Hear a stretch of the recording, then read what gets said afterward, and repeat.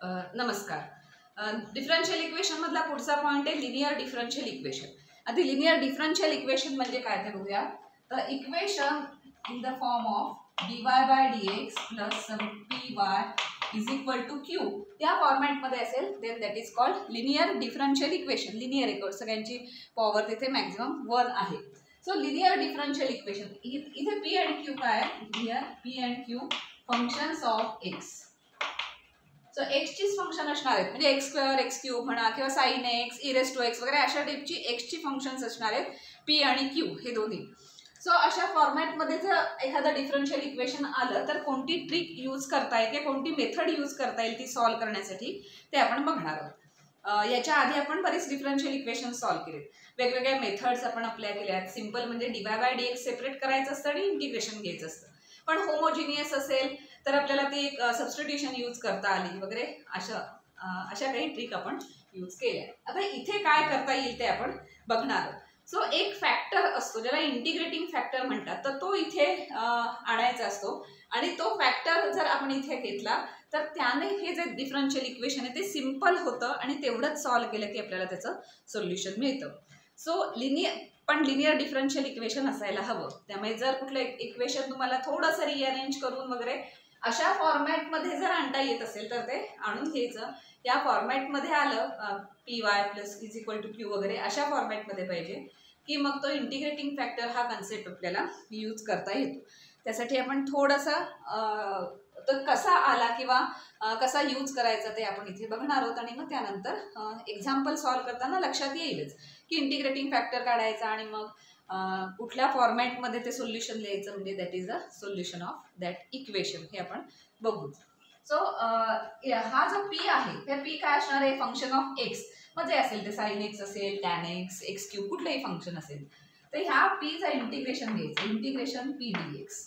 Then ह्या integration P D X जी काही व्हॅल्यू येईल त्याला ई रेस टू करायचं. E raise to integration P D X हा पी पाहिजे इथलं जे फंक्शन आहे ते इथे घ्यायचं. तर हा फॅक्टर आपण ह्या दोन्ही टर्मना मल्टिप्लाय करणार आहोत. सो आपल्याला मिळेल e raise to integral P D X into bracket left side D Y by D X plus P Y is equal to Q into e raise to integral P D X. याला equation 1 म्हणूया पण हे आपण नंतर use करणार आहोत.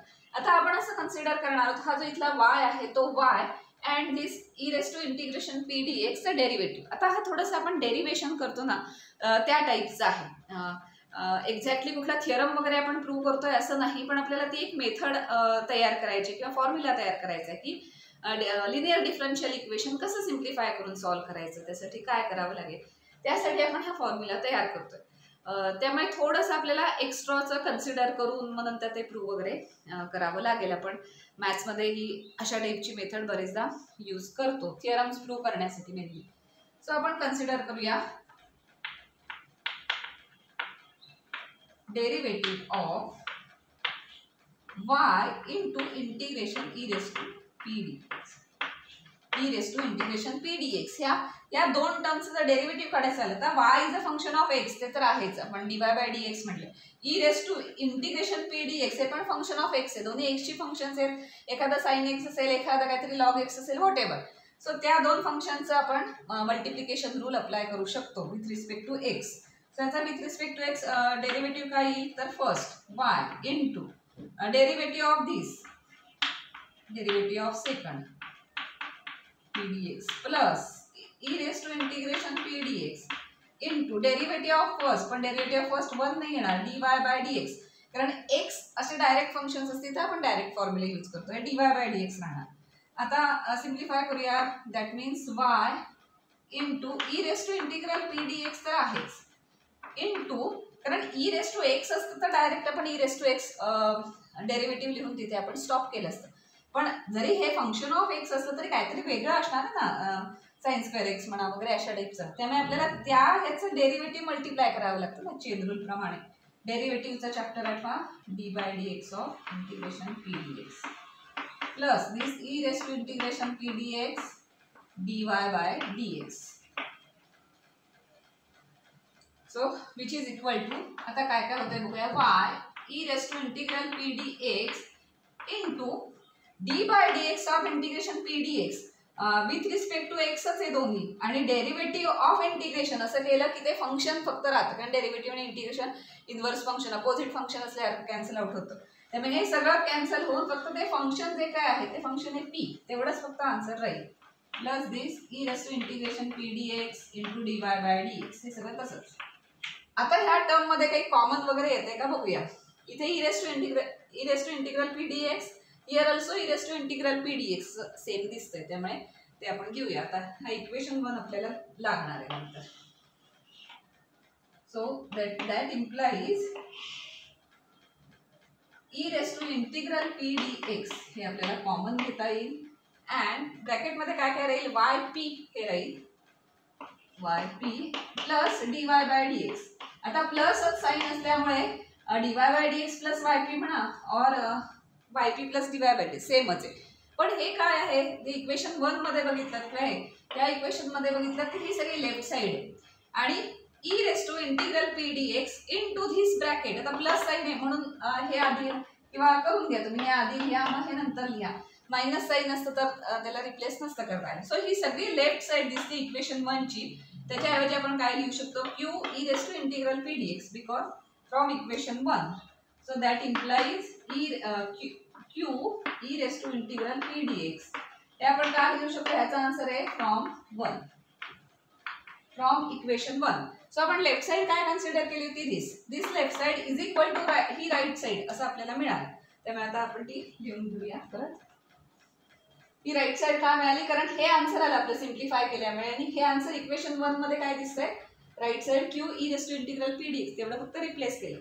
त्यामुळे आपल्याला ह्या टर्मचा आन्सर काय मिळालं finally. So that implies d/dx of y e raise to integral pdx is equal to this q e raise to integral pdx. आता आपण याच्यावर सोल्युशन आपल्याला काढायचं आहे. डिफरन्शियल इक्वेशनचं सोल्युशन काढायचं आहे आपण. इंटिग्रेशन हा कन्सेप्ट आता इथे यूज करणार. So integrating on both side. So आपल्याला काय मिळणार इथे इंटिग्रेशन आणि इथे विथ रिस्पेक्ट टू एक्स आहे त्यामुळे dx असं आलं ते. आता हे सगळे x चे फंक्शन आहेत इंटिग्रेशन आणि डेरिव्हेटिव्ह सगळं ते कॅन्सल आउट होतं आणि आता y e raise to integral pdx is equal to integration q e raise to integral pdx dx अर्थात प्लस c. ते इंटिग्रेशन कॅल्क्युलेट केल्यावर प्लस c लागेल इनडिफायनाइट आहे म्हणून. So y e raise to integral pdx is equal to this is the solution of this linear differential equation.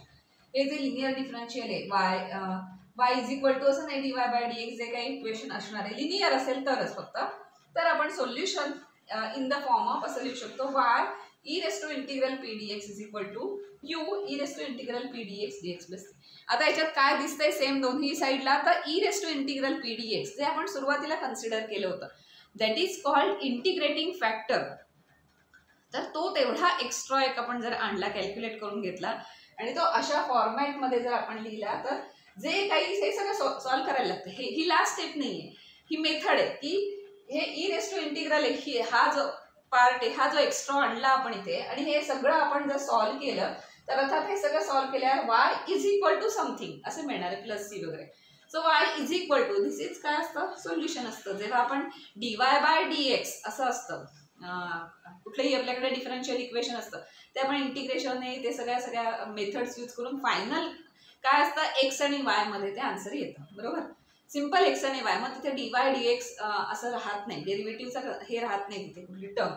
तर final answer मध्ये y आणि मग ही काही जी x ची टर्म असेल ती हे सिम्प्लिफाय करून घ्यावं लागेल इज इक्वल टू इंटिग्रेशन ह्या दोघांचं काढलं की जे काही x मधली टर्म येईल ती. सो y अँड x एवढ्याच टर्म्स तिथे राहतील म्हणजे काय असणार आहे ते डिफरन्शियल इक्वेशनचं सोल्युशन असणार आहे. पण हे सोल्युशन आपल्याला काढण्यासाठी कशाचा यूज करावा लागणार आहे तर ह्या कन्सेप्टचा म्हणजे हा y तर माहिती असणार आहे इक्वेशनमध्ये q पण माहिती असणार आहे तो इक्वेशनमध्ये. फक्त हा जो एक्स्ट्रा आपल्याला कॅल्क्युलेट करावा लागणार आहे तो फॅक्टर तिथे आणायचा आहे. या फॅक्टरला म्हणतात integrating factor. So linear differential equation solve करण्यासाठी सिम्पल इंटिग्रेटिंग फॅक्टर एक जर तुम्ही आणलात तर तुम्हाला डायरेक्ट त्याचं सोल्युशन मिळतं. त्यामुळे ह्या डिफरन्शियल इक्वेशनसाठी integrating factor is equal to E raise to integral P D X. असा आधी आपण तो सॉल्व्ह करून घ्यायचा, सिम्प्लिफाय करून घ्यायचा. म्हटलं तसं जे डिफरन्शियल इक्वेशन आहे ते आधी रिअरेंज वगैरे करून dy by dx plus py is equal to Q या फॉर्मॅटमध्ये आणायचं. पी आणि क्यू काय आहे ते आपल्याला लक्षात आलं पाहिजे. So e raise to integral P D X वगैरे ते सगळं सिम्प्लिफाय करून घ्यायचं. Then solution. एकदा हा फॅक्टर मिळाला की then solution for this equation, या इक्वेशनसाठी सोल्युशन फॉर इक्वेशन 1 असं आपण म्हणू. ते कसं लिहितात तर या फॉर्मॅटमध्ये y into integrating factor y multiply y e raise to integrating factor integral आहे ना is equal to integration of q into integrating factor. कारण q into e raise to integral P dx plus c. So solution of this differential equation can be written as y into integrating factor is equal to integration of q into integrating factor dx plus c. So simple आहे. फक्त integrating factor हा नवीन concept दिसतोय. y आपल्याला माहिती आहे, q माहिती आहे, ते सगळं सिम्प्लिफाय केल्यावर येणार आहे आन्सर. तो इंटिग्रेटिंग फॅक्टर म्हणजे काय आहे तर हा तो इंटिग्रेटिंग फॅक्टर आहे. त्यासाठी हा p एकदा माहित असला की आपण हा काढू शकतो. हे काढले की आपण हे अशा फॉर्मॅटमध्ये लिहून घ्यायचं. मग फक्त सोल्युशन काढणं म्हणजे काय राहिलं की हे इंटिग्रेशन जे आहे ते कॅल्क्युलेट करावंच लागणार. ही इथे शेवट नाही आहे, ही मेथड आहे. त्यामुळे एकदा हे कॅल्क्युलेट केलं की हे असं लिहून घ्यायचं या फॉर्मॅटमध्ये. मग हे कॅल्क्युलेट करायचं आणि मग जे फायनल आन्सर येईल y आणि x मध्ये that is solution of this differential equation. So simple आहे. लिनियर डिफरन्शियल इक्वेशन आलं तर इंटिग्रेटिंग फॅक्टर काढून घ्यायचा. इंटिग्रेटिंग फॅक्टरने नंतर ह्या फॉर्मॅटमध्ये सोल्युशन लिहून घ्यायचं आणि मग ते सिम्प्लिफाय केलं की तुम्हाला सोल्युशन तिथे फाइंड आउट म्हणजे सोल्युशन तुम्हाला मिळेल. एक्झाम्पल सॉल्व्ह केली की लक्षात येईलच की कसं इंटिग्रेटिंग फॅक्टर काढायचा, ते कसं रिप्रेझेंट करायचं आणि सॉल्व्ह करायचं.